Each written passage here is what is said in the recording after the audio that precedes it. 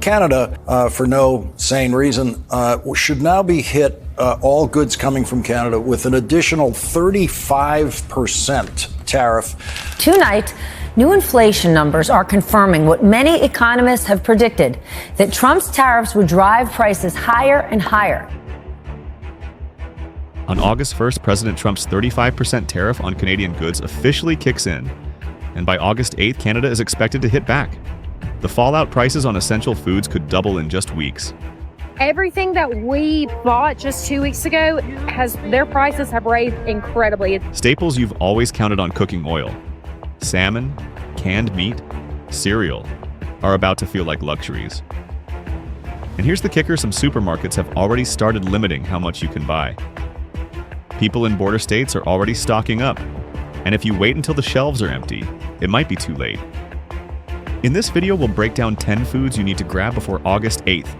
Every single one ties directly to your daily meals. And skip them now and you'll be paying a lot more later. Number 1. Frozen beef. For decades, frozen beef has been a staple on dinner tables across America. From a Friday night steak to a simple Sunday stew, it's more than just food. It's been a symbol of stability. But right now, that familiar staple is on the verge of turning into a luxury item. What most people don't realize is that a significant portion of America's frozen beef, especially pre-processed, pre-cut, and packaged beef, comes from Canada. Over the years, Canadian meat processors have become key partners for U.S. supermarkets, supplying huge amounts of sliced beef trimmings and the beef used in fast food. When the 35% U.S. tariff kicks in on August 1st, retailers will have no choice but to raise prices. And if Canada responds by restricting exports, the U.S. market will be left scrambling. That means in just a matter of weeks. The price of those 2 to 3 pound frozen beef packs could jump 30 to 50%. In densely populated states like California, Texas, and Florida, where domestic supply can't keep up, shoppers will be the first to feel the sting. What's even more concerning, this isn't just about price. When beef gets more expensive, families cut portions, look for cheaper substitutes, or drop red meat altogether. But for many, that's easier said than done. Especially older Americans who are used to beef at the dinner table, or rural households with limited food options. With gas prices up, medical costs up, and now groceries following suit. Frozen beef isn't just an everyday item anymore, it's becoming a budget decision every time you shop. And if you're still seeing pre-cut beef packs under $10 at your local store, you might want to grab them before they disappear or double in price. This isn't alarmist talk. It's the real fallout of a disrupted supply chain. And this time it starts with freezer shelves slowly emptying in supermarkets across America. Number 2. Whole milk cartons. Not every grocery item makes you think of your kids or grandkids, but with whole milk cartons, the first thought is always, will there be enough for the kids at home? This isn't just another product, it's a symbol of care. Grandparents for their grandkids, parents for their children, and older adults looking out for the little ones they love. On store shelves, a 1-liter carton of whole milk used to cost under $2. But now those numbers are quietly creeping up day by day. And what few people notice is the shelf-stable whole milk, the kind you don't need to refrigerate and can store for months. Relies heavily on imported ingredients and packaging from the north. This milk isn't like the fresh jug you grab from a nearby farm. It's ultra-pasteurized, sealed in special packaging. And much of that production chain isn't based in the US. With disruption building, major supermarkets have already started saying they'll prioritize domestic products. That might sound positive, but it also means something else. The familiar foreign brand cartons you trust might disappear, or get replaced by pricier, less consistent alternatives. In rural areas or in older communities where refrigerators are small and rarely stocked to the brim carton, milk is often the only option. No fridge needed, easy to portion out, good for months. It's practical for big families and for those living alone. The question now isn't, do you drink carton milk?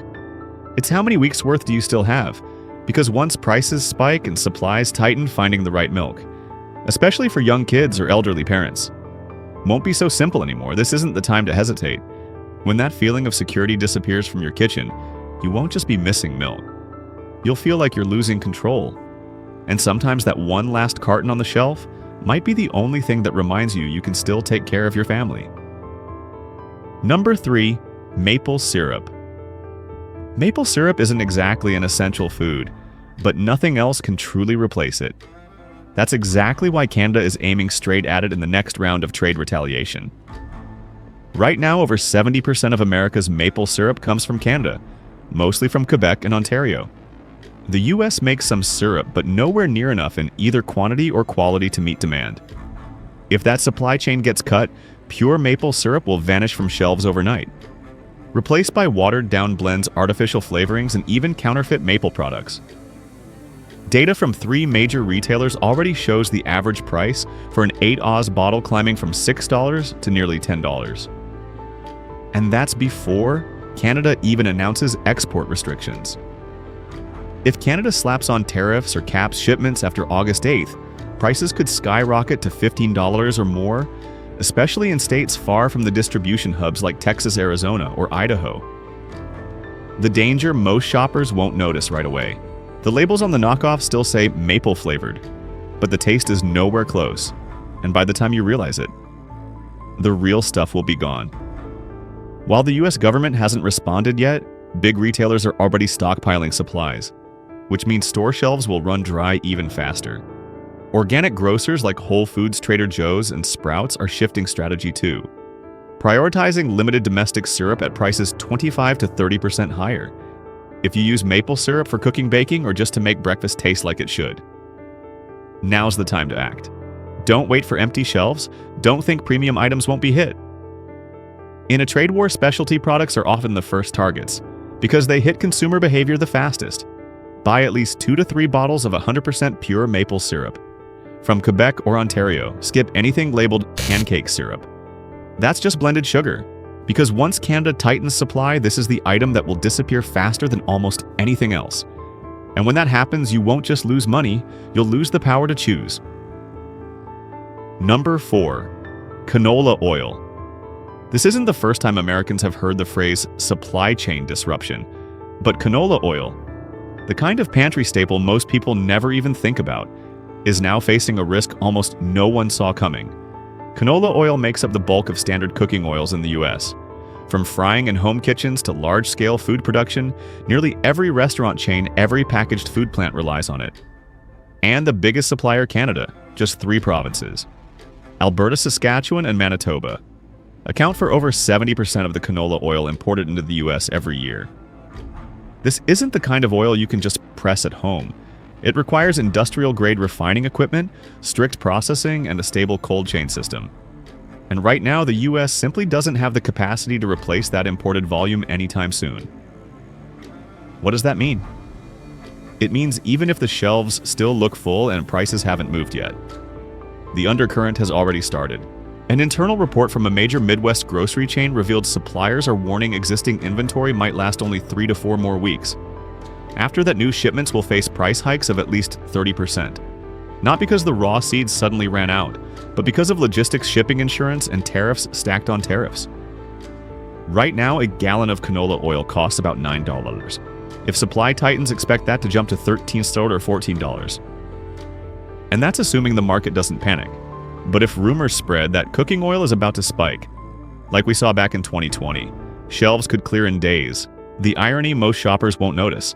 They'll think, there's plenty left. I'll grab it next time. What they forget is this canola oil isn't just for cooking. It's in packaged bread, mayonnaise, frozen fries, even cookies and fast food. Which means if you don't buy now, you won't just run out of oil to fry with. You'll see the ripple effect in nearly every ready-to-eat item you usually grab. Check your pantry. If you cook regularly, if you bake, if you run a small diner, or if you simply don't want to pay double for what used to be the cheapest staple on the shelf. Now is the time to buy. You don't need to hoard, but at least stock enough for the next 2 months. Because after August 8th, when new shipments reflect those new tariffs, there won't be any more prices haven't changed yet.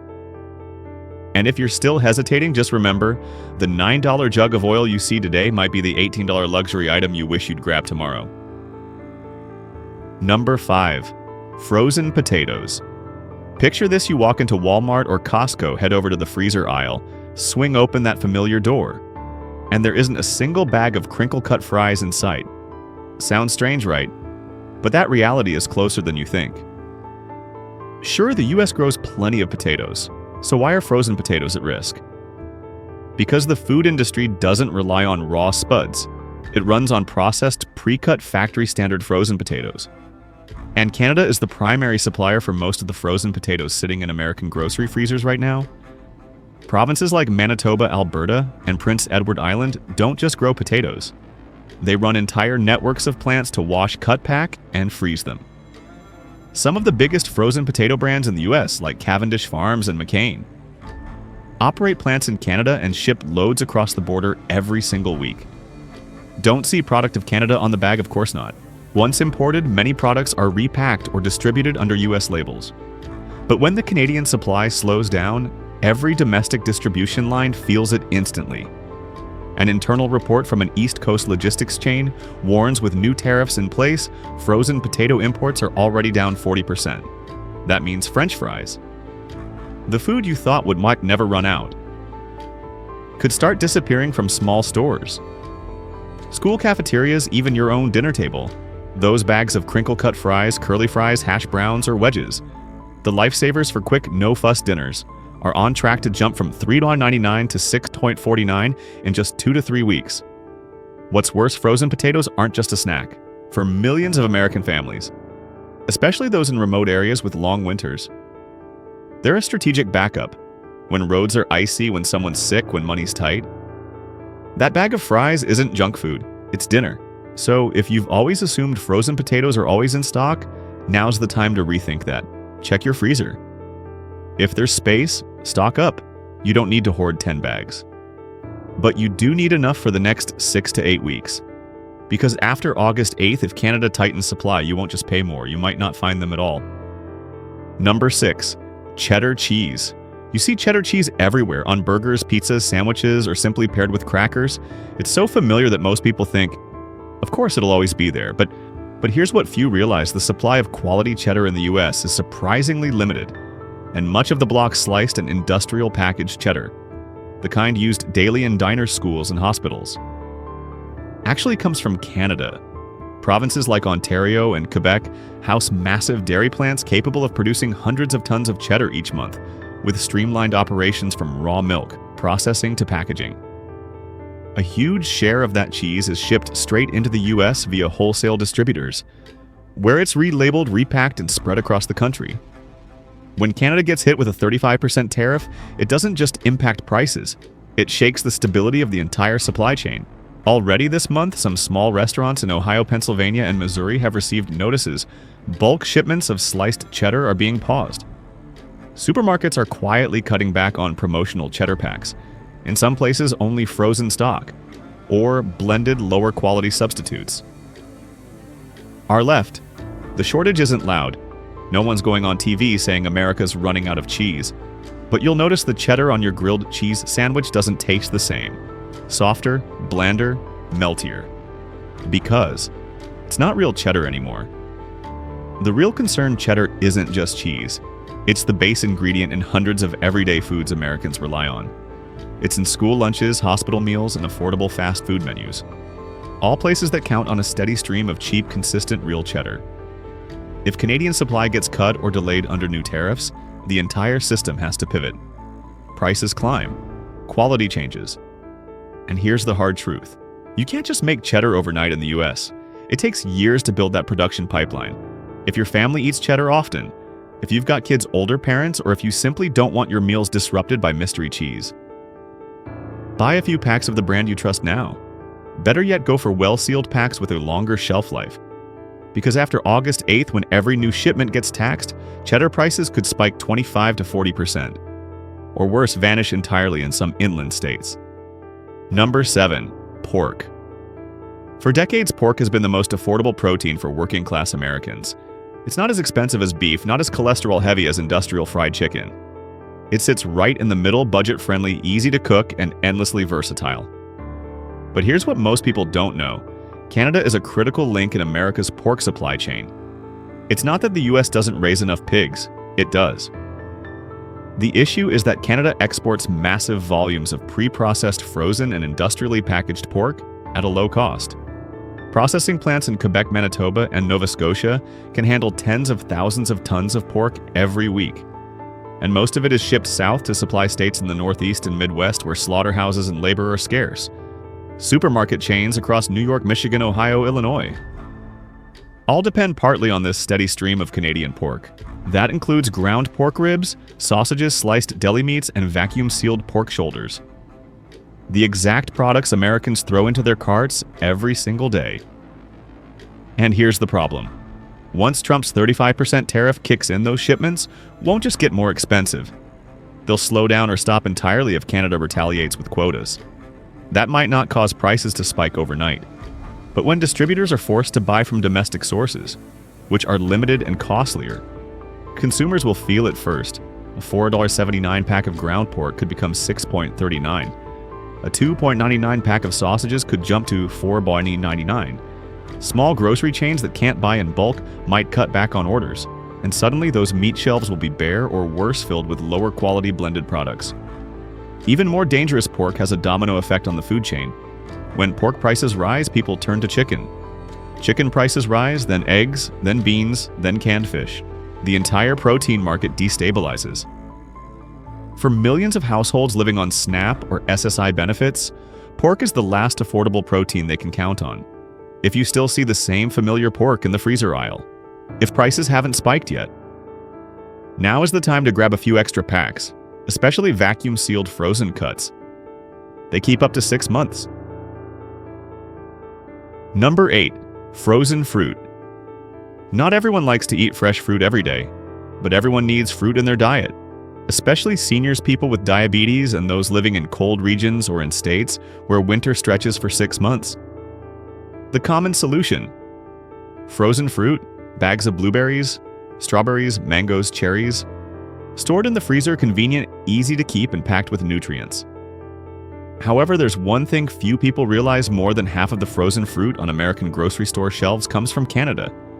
Especially frozen blueberries, wild strawberries, and pitted cherries, grown mainly in British Columbia and Quebec, then industrially frozen and shipped straight into U.S. distribution systems. You see the words "packed in USA" on the label? That doesn't mean the fruit was grown in America. It only means the fruit was repackaged in the US, but its origins are still Canadian. And this hidden fact is why so many people don't see the risk coming. According to an analysis from retailers in the New England region, if Canada reduces frozen fruit exports by just 25%, more than 300 mid-sized and small grocery chains won't be able to maintain stable supply, especially from mid-August to October, when fresh fruit starts running scarce. So what happens when there's a shortage? First, prices will jump, simply because there's no immediate substitute. Second, brands will mix in grade B fruit or older stock that's been frozen for too long to keep costs down, directly affecting flavor and nutrition. And finally, consumers will see smaller bags, higher prices, and won't understand why. Right now, a 400-gram bag of frozen blueberries costs around $3.99. After tariffs kick in and Canada responds, prices could hit $6.49 or higher within weeks. And in states far from distribution hubs like Montana, Idaho, or Mississippi, the shipments might not even arrive. You might not need frozen fruit today, but think about 2 months from now, when you can't find fresh strawberries or blueberries, and there's nothing in the house but canned goods or dry cereal. At that point, a bag of frozen fruit won't just be a snack, it will be a vital source of vitamins. If there's room in your freezer, don't wait until the market figures it out that the food people once thought of as optional turns out to be the lifeline on the hardest days. Number 9. Organic flour. Flour isn't the first thing people think of when they talk about items you need to stock up on now. It's not like meat; it doesn't spoil like milk, and it doesn't need special storage like frozen goods. And because it's so familiar, people tend to forget the quality of flour isn't the same everywhere. Organic flour is even more distinct. It's not just a clean option for the health conscious. For many families with elderly members suffering from diabetes, high blood pressure, or sensitivity to pesticides, it's a must-have. And here's what you need to know: the majority of premium organic flour on the US market comes from Canada. Specifically, provinces like Saskatchewan and Alberta produce organic wheat under the strictest standards in North America. USDA certified and favored by brands like King Arthur Bob's Red Mill and private labels at Whole Foods, Trader Joe's, and Sprouts. Because of the quality of the grain and the ideal growing conditions, Canadian organic flour is consistently fine light, low in impurities, perfect for bread, pizza, cookies. Many milling plants in New England and the Pacific Northwest rely on Canadian wheat, even if the final packaging says Made in USA. When Canada is hit with heavy tariffs and retaliation in the form of export restrictions follows, this premium flour will be the first to disappear, because there's simply no replacement source within 1 or 2 months. For the average consumer, they might just see organic flour go from $6.99 to $9.49. But for those who rely on it to avoid allergic reactions, digestive issues, or pesticide exposure, that's not just a price hike, it's a real loss. Many organic grocery stores in Washington, Oregon, and Vermont have already started limiting how many bags customers can buy per order. Some small bakeries in Maine have announced they're halting gluten-free products because they're running out of Canadian-sourced flour. Organic flour can be stored for up to 12 months if kept in sealed bags in a cool, dry place. A 5-pound bag can be used for dozens of loaves or batches of baked goods. If you or someone in your family has special dietary needs, or you simply care about the quality of the food you eat, today is the time to pick up a few extra bags. Don't wait until you see the price go up on the shelf and regret passing on what you thought was safe from the trade war. Number 10. Canadian salmon. A slice of salmon. Thick, fresh pink, not fishy, not slimy. When seared, the skin turns crisp, the flesh rich and buttery, never mushy, never crumbling apart. It's the most premium dish many middle-class Americans allow themselves on a weekend. But have you ever really read the label and noticed that most of the salmon you buy in US supermarkets, especially the neatly vacuum-sealed fillies, comes from Canada salmon farmed in British Columbia, an area known as the clean fish capital of North America, makes up over 45% of all salmon imported into the US every year. The supply chain is incredibly efficient. The fish is harvested or farm-raised under strict standards, chilled right on the boat sent to processing plants packaged. And within just 24-36 hours, it's sitting in the distribution hubs for Whole Foods, Costco, Safeway, and Walmart. Why don't Americans just rely on domestic salmon? Because Alaskan salmon is wild-caught and seasonal. There isn't enough year-round. And Atlantic salmon from Maine or Virginia is limited by environmental laws.